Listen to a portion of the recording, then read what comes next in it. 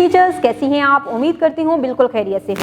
आज आपने क्लास में बच्चे को ऐसी कहानी सुनाई जिसमें ज़ से शुरू होने वाले बहुत से अल्फाज हैं।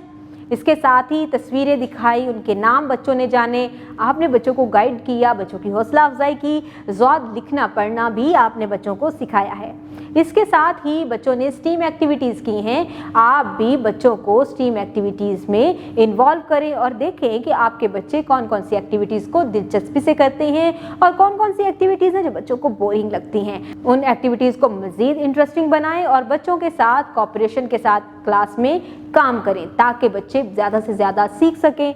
अब आपने एक्टिविटी बुक की तरफ जाना है और वहाँ पर बच्चों को आपने क्लास वर्क करवाना है जिसमें कलरिंग की एक्टिविटीज़ भी हैं और ट्रेसिंग की भी हैं। आपने बच्चों को बताना है कि स्टार्टिंग पॉइंट से स्टार्ट करते हुए नुक्तों को आपस में मिलाते हुए हम एंडिंग पॉइंट पर जाकर अपने हर्फ को मुकम्मल करेंगे।